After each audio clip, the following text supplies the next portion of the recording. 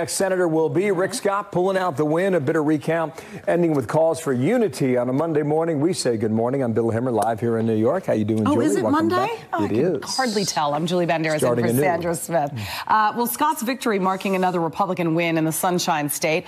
Democrat Andrew Gillum conceding the governor's race to Ron DeSantis over the weekend as well. And Broward County Election Supervisor Brenda Snipes, she has resigned amid mounting criticism over how all of this was handled. From earlier today, here's Governor Scott, soon to be Senator Scott, giving credit to President Trump. I'm very appreciative of the president. We've gotten a lot of good things done the last 2 years together. So I look forward to working with the president to get good things done for our state. Rick Scott won, and he won by a lot. I don't know what happened to all those votes that disappeared at the very end. And if I didn't put a spotlight on that election before it got down to the 12,500 votes, he would have lost that election. The only thing better than being elected governor of Florida is being elected twice in 2 weeks. I think it's good that Brenda Snipes has submitted her resignation. There was no way as governor that I was going to let her preside over another election down there after all the problems that they had. Peter Ducey is in Tallahassee, Florida this morning. Peter, what changed that made Nelson finally want to concede? Julie, he's been down since Election Day, but he only got about 1/6 as many votes as he needed in the recount to win. So after the Secretary of State posted the final results yesterday, he got Governor Scott's number, called him, and then posted this. Well, things worked out a little differently than Grace and I had hoped, but let me say I by no measure feel defeated. And that's because I've had the privilege of serving the people of Florida and our country for most of my life. Governor Rick Scott, now Senator-elect Scott, had been pressuring Bill Nelson to drop out for days, but changed his tune after the call around lunchtime yesterday, saying in a statement, "I just spoke with Senator Bill Nelson, who graciously conceded, and I thanked him for his years of public service. This victory would not be possible without the hard work of so many people. Now the campaign is truly behind us, and that's where we will need to leave it." Soon, Senator-elect Scott is going to head back up to Washington, D.C. to finish up some of the new senator orientation activities that he was not able to complete when he was up there and he was not yet the winner. Julie. Okay, let's talk Brenda Snipes. A lot of pressure on her botching the whole recount situation. Why is it that she might be resigning? We're checking with the Secretary of State to see if they've actually physically got the resignation letter from her, but the Sun Sentinel is reporting that after all of that, she just decided suddenly that she wants to spend more time with her family. Remember, though, the recount that she ran in Broward County was marred with controversy throughout. This weekend, 2,000 ballots just went missing, and she defensively insisted they were somewhere in her building. Then her team also turned in machine recount results 2 minutes late, and they were rejected by the state for that reason. Although after that happened, she did tell me that she was pleased with the way that things were going on her watch. Julie.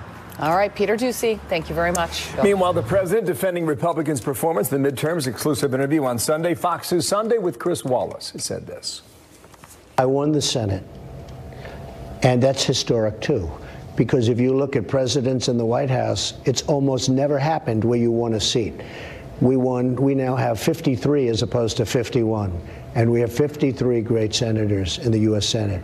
Number two, I wasn't on the ballot.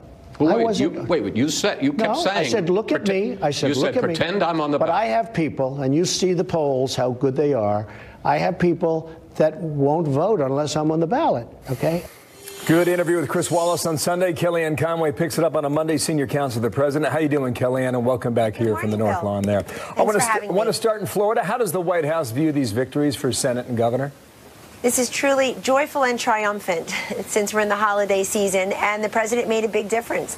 I think that Governor Scott and Congressman DeSantis ran excellent campaigns, but this president getting in there several times in those last 6-7 days really made the difference. And also him encouraging them not to bail on their clear victories. You had Andrew Gillum not once but twice now concede to Governor Scott, to Ron DeSantis for governorship.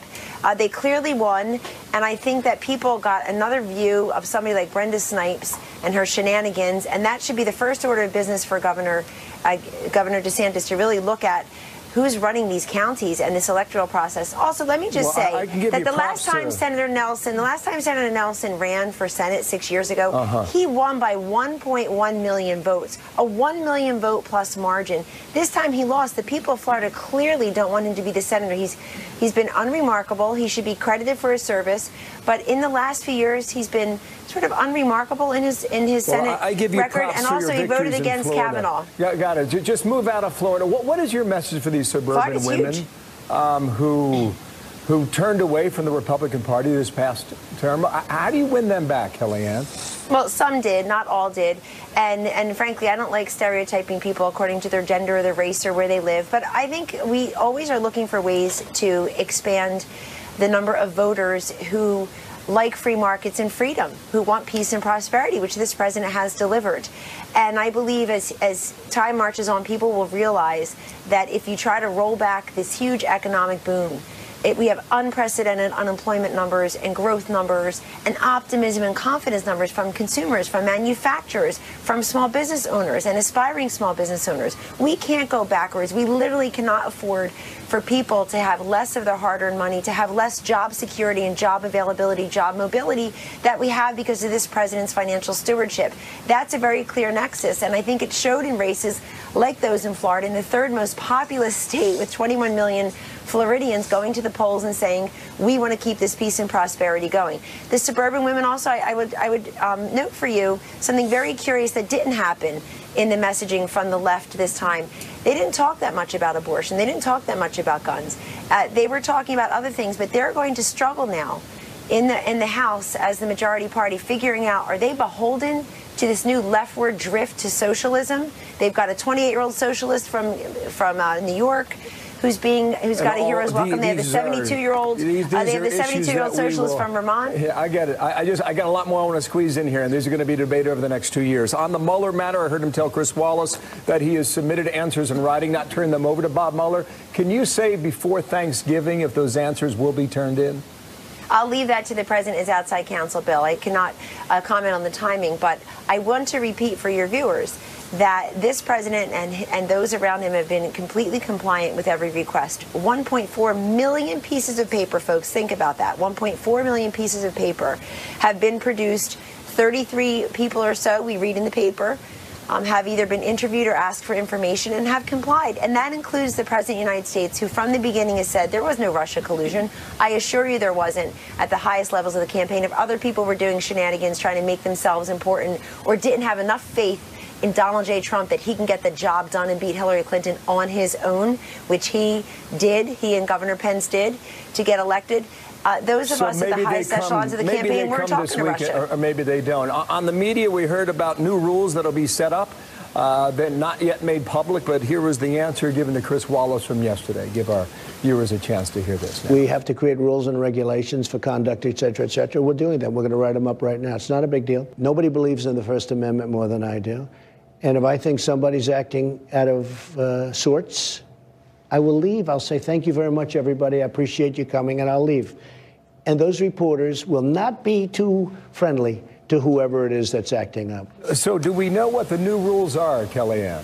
They're in process, and look, the judge's opinion had to do with the Fifth Amendment process, the due process. It did not have to do with the First Amendment. You don't have a First Amendment right to be in the White House. Once you are allowed in, of course, then there needs to be a process. So that's exactly what the press shop is working on. But what the president said is incredibly instructive, Bill. He is saying that if somebody ruins it for everyone else, if the president had walked away early in that press conference, which is when the exchange occurred, then he would not have answered 68 questions from 35 reporters, which is exactly what he did. He is the most transparent, accessible president in our lifetime, if not ever. He's willing to stand there. He's willing to gaggle. He's willing to give all these interviews. He's willing to stand on the South Lawn. He's willing to have talk during a pool spray about policy.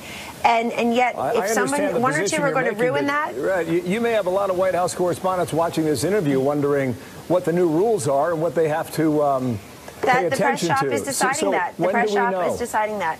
I think you'll hear that in the next few days or few weeks. I'll leave that to them. But in the meantime, here we are. What are the bounds then by which those reporters need to operate when those new rules come out? Well, the president has made clear that he believes that when you come to the White House, and I agree, you should show respect for the presidency. You should show respect and decorum for the White House. And some do and some do not. But I would also point out that the particular outlet in question has 50 White House passes, I'm told. Around 50 White House passes. They clearly have continued to be a 24/7 outlet without that reporter at work for those few days or so, and they continue to be fairly anti-Trump most of the time. Tune in sometime if you can stand the venom and the poison. I try to go on there and state the president's case when I feel like it's suitable. Invited there pretty often. You said in the coming days or even a couple weeks. So I'll wait in the White House to give us that guidance. In the meantime, is that reporter allowed back in the White House? Because I was given a note about an hour ago that the White House made a, quote, preliminary decision to suspend a hard pass for Jim Acosta yet again. Are you fighting this? I am not aware of that. I am not aware of anything happening in the last hour, and I would have to talk to the press shop about that. But okay, so obviously it was reinstated. He came here. I got it. Is he allowed access to the White House today? I don't know. I don't know that answer. I've got somebody from the press shop standing right here. I don't know that answer.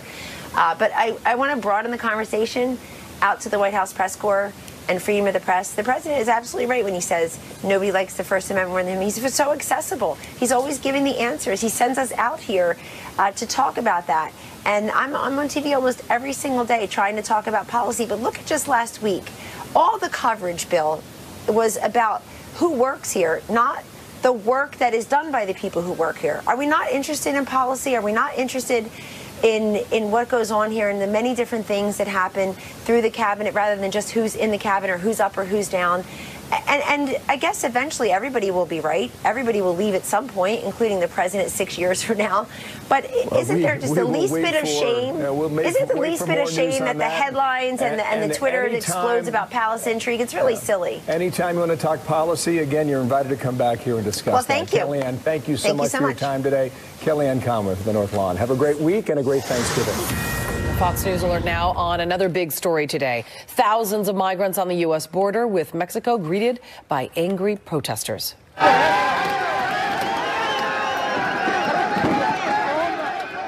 Hundreds of people in Tijuana protesting as the migrant caravan continues to make its way through the north. We are live on the ground. Also, the Trump team about to receive an official report on the killing of that columnist Jamal Khashoggi. What the president is saying on that today, coming up here. And more on that big interview between President Trump and Chris Wallace as the Fox News Sunday anchor gets a special tour of the Oval Office. You know, I've had people come into this, the biggest people in the world, presidents, prime ministers, the heads of the biggest companies in the world, and they always stop and they say, hundreds of people in Tijuana protesting the migrants' arrival at a park where they have set up camp along a fence between the U.S. and Mexico. 3,000 migrants, as you know, already in Tijuana, with thousands more coming across the border. Nearly 6,000 American troops deployed by President Trump have been busy reinforcing border crossings, and we will be live on the ground coming up. I don't know. You know, who can really know? What if the Crown Prince, speaking to you, the President of the United States, directly lied to you about Well, he told me that he had nothing to do with it. He told me that, I would say, maybe 5 times at different points. You saw we put on very heavy sanctions, massive sanctions on a large group of people from Saudi Arabia. But at the same time, we do have an ally, and I want to stick with an ally that in many ways has been very good. Another intriguing part of that interview with Chris Wallace over the weekend, CIA apparently concluding the Saudi Crown Prince personally ordered the killing of Jamal Khashoggi. The president saying he declined to listen to that tape that allegedly contains audio of the death. Governor John Sununu, former White House chief of staff to President George H.W. Bush. How you doing, Governor? Good morning to you. Trying to figure out how you work these diplomatic angles right here. The CIA report comes out and says one thing, and then you think about the relationship with Saudi Arabia. Then followed up. Yeah, and you think about the relationship with Saudi Arabia. Right. Do you think anything changes in this relationship? What's your expectation after learning what we have for the past 2 days? Well, look, the president has acknowledged that what happened to Mr. Khashoggi was a horrible thing and that there have to be appropriate consequences to those involved. But he also knows that this is a very important region. It is a critical region. It is a region that is not inherently stable. It is a region that is extremely complicated, and it's made complicated because a number of our allies there have conflicting agendas amongst themselves. And so we have, as a nation, over the past quarter century, been involved in conflicts there that have cost us trillions of dollars and the lives of thousands of our young men and women. So this puts the context of how complicated his decision's going to be. I suspect he's going to have to sit down with Pompeo and Mattis and Bolton and Haspel and Coates and listen to the report and then assess the consequences of whatever nuances are in the decisions he has to make. But he is going to make what I think is one of the most consequential decisions of his presidency on this matter. Yeah, speaking of decisions, I thought this was an interesting moment in the Oval Office with Wallace and President Trump. Just watch this exchange here. When you're sitting at the desk, how do you make decisions? I mean, do you agonize over them? Do you second guess yourself? How does... I don't think about it. I don't think about, how I make them. I make what I consider the right decision. Toughest decision you've had to make as president? Well, I think North Korea's been very tough because, we were very close. Governor, you were in the Oval Office, the West Wing, for many years. I mean, what do you think about when you hear... With a slightly different president, Bill. Yeah, okay. With a slightly different... What about making those decisions when you know so much is on the line? What did you think of the interchange there? Well, I think, when you listen to the interchange, I think the president is right in working hard not to brood over his decisions. I think a presidency can be destroyed if the president makes a tough decision and broods over it. I think he is correct. Later on in that conversation, I think he said he brings his team in and he lets them go at it against each other, and he listens. And I think that's an important part of the process for any president. The president that I worked for, George Herbert Walker Bush, Scowcroft, Baker, myself, we went at it a number of times for the president, trying to give him, sometimes taking positions that we didn't believe in ourselves, but at least giving him the arguments on the other side. That's an important thing for the president to hear. So I think the process is good. I hope the president understands that on decisions like the Saudi decision, like the North Korea decision, that it should not just be a gut decision, but based on what he hears from those advisors. Very interesting stuff. Great to get your insight. Thank you, Governor. John Sununu, New Hampshire today. See you next week. Have a good Thanksgiving, okay? Take care. Happy Thanksgiving to you. Hope you get a drumstick, if that's what you want. Thank you. Thank you. Thank you, Governor.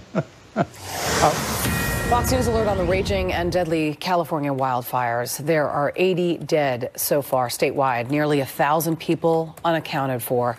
We are live in Malibu with the very latest. Also a horrifying crash. Check it out. What is next for a young driver who survived this? Wow.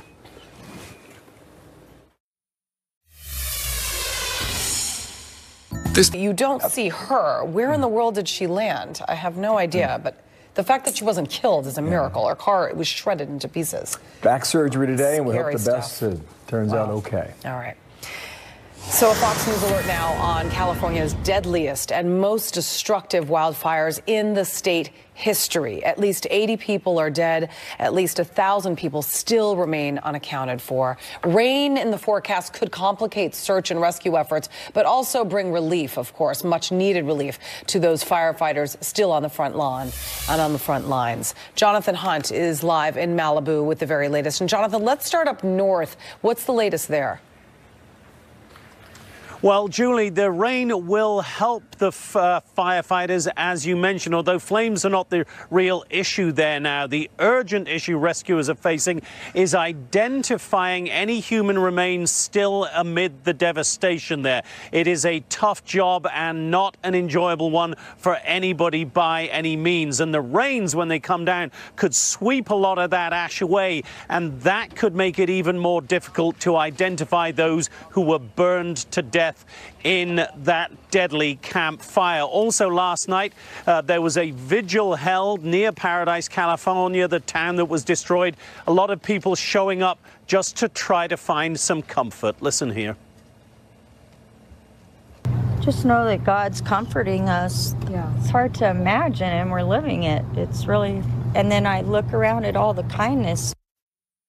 My wife she needs some closure. To be around other people that have gone through the same thing that we have, it helps with the grieving process. It's going to be a tough Thanksgiving week for a lot of people up in Northern California, Julie. And down south, Jonathan, where you are, some good news, at least for folks there, right? Yeah, a lot of residents now being allowed back into Malibu. They're being greeted this morning by a beautiful sunrise. You missed just by a couple of minutes the spectacular scene we had here. But the sad reality is that the sunrise is revealing for a lot of them the stark reality of what they have to come back to. And that, in the case for hundreds of families here, is pretty much nothing. Just this kind of destruction is what they are going to find. Concerns about the rain here too, Julie. We are predicted to get some around midweek, right around Thanksgiving. These homes where we are right now, right in the foothills of the Santa Monica Mountains. And when you've had this kind of fire, destroys all the trees, destroys all the brush, there's no anchor for a lot of the soil and the rocks on those hillsides. The concern now is if we do get significant rain, we're at danger of very significant mudslides. So that's the next fear here for residents in Malibu, Julie. Wow. All right, Jonathan Hunt, thank you. 28 past now, another alert. Florida Republican Rick Scott unseating longtime Democratic Senator Bill Nelson. It is now official. That's the first time in more than 100 years Florida has two Republican senators, but the election drama is not over yet. We'll explain why. More on that, plus there is this today. Have a listen. The biggest flaw, from my point of view, is that he was chosen for the purpose of interfering with the Mueller investigation. He auditioned for the part by going on TV and saying he could hobble the investigation. Congressman Adam Schiff going toe-to-toe with the president over acting Attorney General Matt Whitaker and the Russia probe. New York Congressman Pete King is standing by. We're going to get his take on all of this and more next. I think he's very well aware politically. I think he's astute politically. Far with this economy, I bet you Black Friday is probably going to be one of the And I have to think, you know, the online sales are going to be up again this year. Yep. Year over year, we keep on seeing that. Online sales are the way to go. Right, you got your shopping done, right? Oh, God, I'm up until 2 in the morning doing it every night. Thank God for Amazon Prime. I'm going to get you my list. All right. Here we go. Republicans finally clinching some big wins in the midterms. Brian Kemp will be the next governor of Georgia. Rick Scott, Ron DeSantis, the respective races for Senate and governor have now been won in Florida, and that recount weighing heavily in the Sunshine State, as you know. Here's Rick Scott. It was very frustrating. When I announced we'd won that Tuesday night, we were up 57,000 votes, and they just kept finding ballots. And we've got to do everything we can to make sure these elections are free and fair. We had 65 counties do a good job. We had 2 that dropped the ball. We want to make sure all 67 counties do these elections in a fair way. Griff Jenkins watching it all from Lauderdale, Florida. Almost time to come home. Griff, good morning. How'd it work out? Good morning, Bill. Well, it's not over yet because Fox News has just obtained the resignation letter from the election supervisor in Broward County, Dr. Brenda Snipes, after losing over 2,000 ballots, missing deadlines. She writes to Governor Scott, although I have enjoyed this work tremendously over these many election cycles, both large and small, I am ready to pass the torch. Therefore, I request you accept my letter of resignation effective January 4th, 2019. Dr. Snipes' term was expected to run till 2020, but she came under too much scrutiny. Now, Governor-elect DeSantis will have an opportunity to replace her. The other big news, of course, over the weekend, Bill, and that is after 18 years, Bill Nelson conceding to Rick Scott in that Senate race. Nelson lost by 10,033 votes. Senator-elect Scott writing at FoxNews.com, quote, "Now the voters of Florida have spoken, and I am honored to serve as our state's next senator and share Florida's success with the entire nation." Just a lot of people have been asking me, have they still found those missing 2,040 ballots in Broward County? We're not sure, but we're hearing that Dr. Snipes may be holding a press conference at 2. We'll try and find out. We shall watch. Thank you, Griff. Griff Jenkins there in Florida. Thank you, sir. Yes and yes. I think the appointment is unconstitutional. He's clearly a principal officer, and the fact that he is a temporary principal officer doesn't mean that that is any less subject to Senate confirmation. Constitutionally, it has to be subject to confirmation. I think they lose that case when it goes to the Supreme Court. All right, there you go. California Congressman Adam Schiff taking acting Attorney General Matt Whitaker to task, trading insults online with President Trump over the role Whitaker will play in the Russia investigation. Let's bring in Congressman Pete King, member of both the House Homeland Security Committee and House Select Committee on Intelligence. Thank you very much, Congressman. Always great to see you.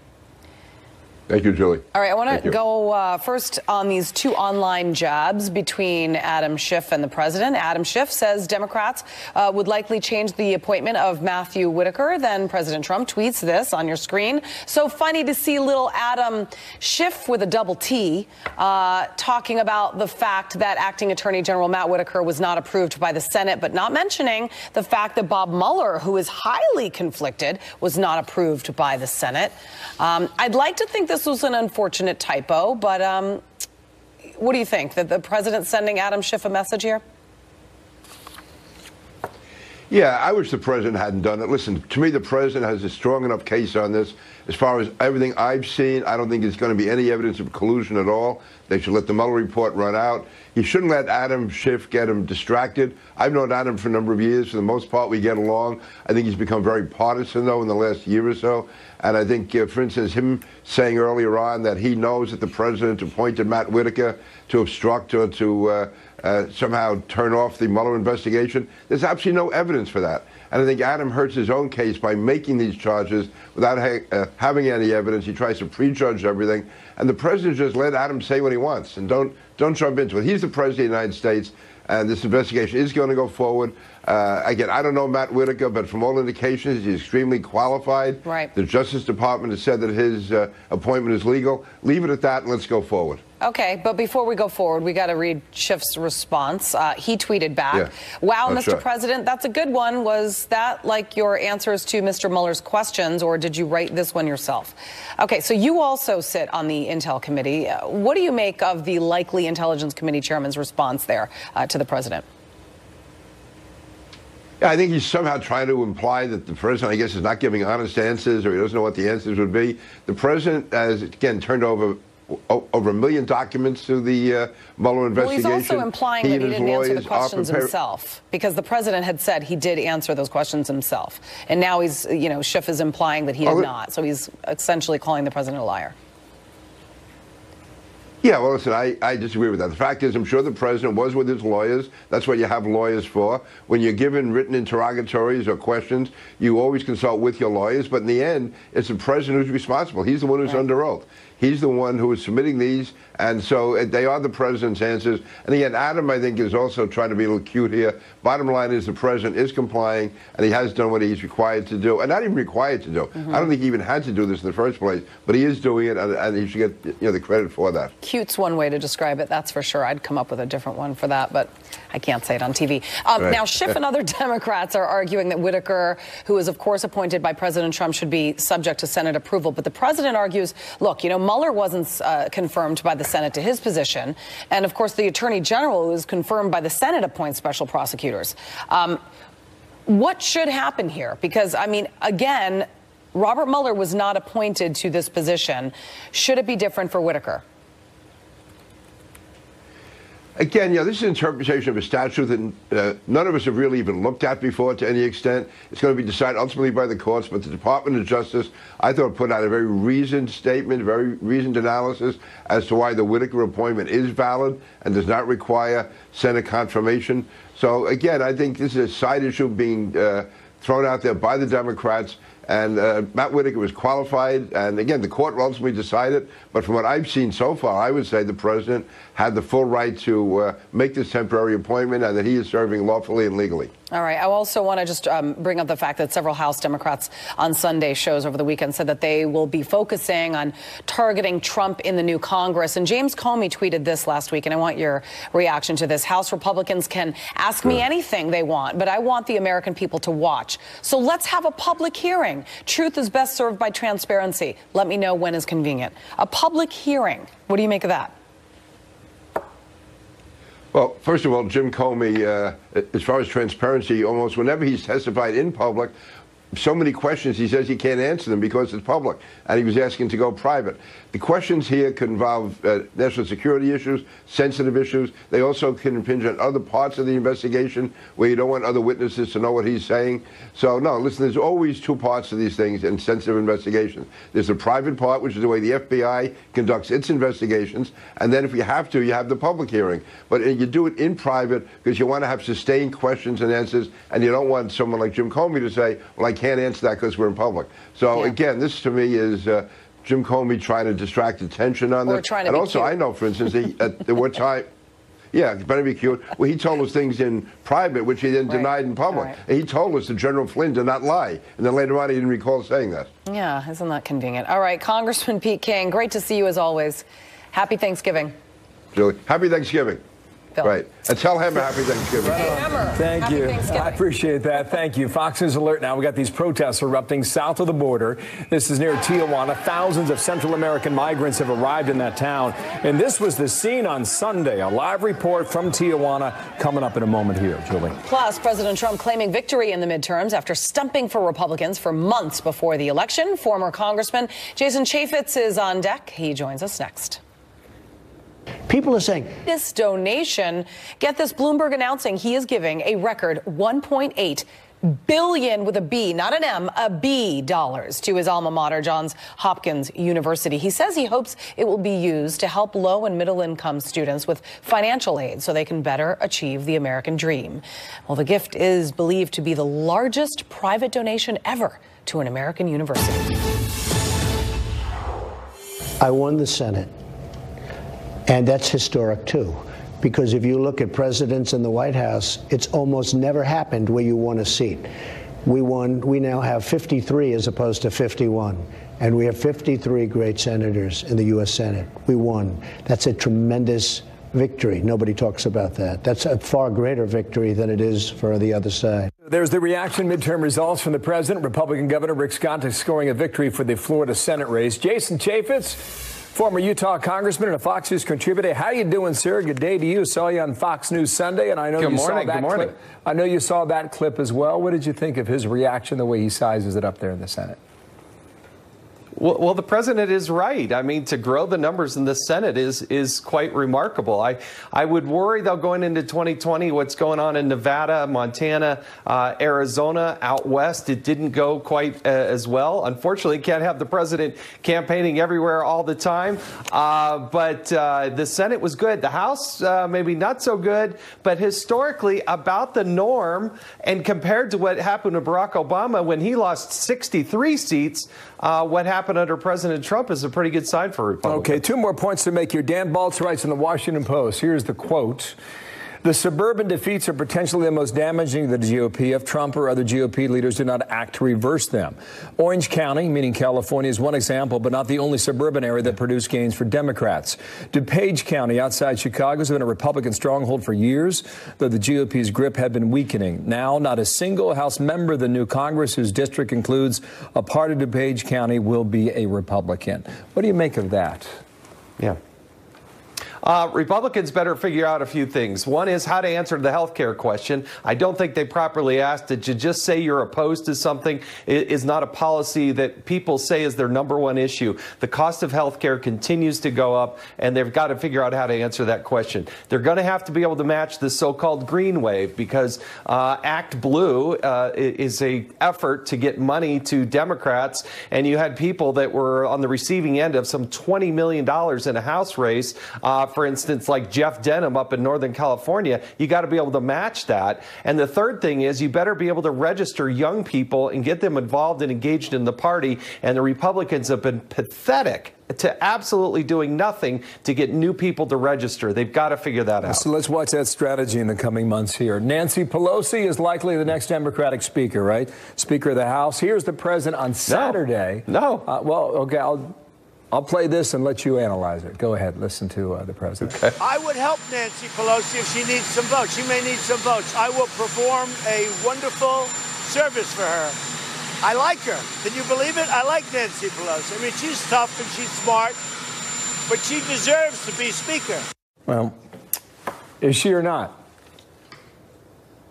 Well, look, it is normal and customary for the week after the election for the leadership races to happen. The Democrats had to delay that leadership vote because she doesn't have the votes. And she's going to have to go back to these people and ask them to rescind a campaign promise to vote for her. I think she's a great foil for Republicans. We would love nothing more than to be able to talk about Nancy Pelosi, Nancy Pelosi, Nancy Pelosi going into 2020. And Democrats, I don't think, are organized enough to get some new young leadership up there. If they put Beto O'Rourke in as the speaker, that would be a problem for Republicans. But they're not going to do that. They're going to go to their old guard and the old arguments, and that's why I think going into 2020 it's going to help the Republicans. But you were hinting there that she's not a sure thing for the Speaker of the House. Perhaps you're right, but I don't see a big challenge. Maybe Marcia Fudge from Northern Ohio. Well, no one person, Bill, is going to be able to pull this off. And they're afraid to do it. Look, the reason Nancy Pelosi is at the top of the food chain is she's raised more money than anybody in the history of the United States Congress. Democrat, Republican, House or Senate. She is the money machine, and she rules with an iron fist. And people are afraid to go take her on if they're not going to win. But at some point between the Hispanic caucus and the Congressional Black Caucus and those new young Democrats that are going to come up, at some point, something's got to break. Now, maybe she pulls it off, but that will be to the advantage of the Republicans. Nice to see you. I hope she does. Yeah. I mean, let's run against her. We shall see. Thank you, Jason Chaffetz, with us today. Thank you, sir. Good to see you again. Thank you. Breaking news out of Syria at this hour to tell you about the U.S. is launching another round of strikes to officially crush ISIS in that nation. The latest on the fight on the ground next. Minister Theresa May now battling to keep last week's Brexit deal alive. Lawmakers both sides of the aisle trying to unseat her. May saying that in a speech that the business community is on her side. Don't just listen to the politicians. Listen to what business troops will not be removed from Syria until Iranian and Iranian-backed troops currently supporting the regime of Bashar al-Assad leave the country. Julie? All right, Trey Yanks, thank you very much. Bill. Well, Rick Scott now, a U.S. Senator-elect. New reaction pouring in on that. Plus, there is this today.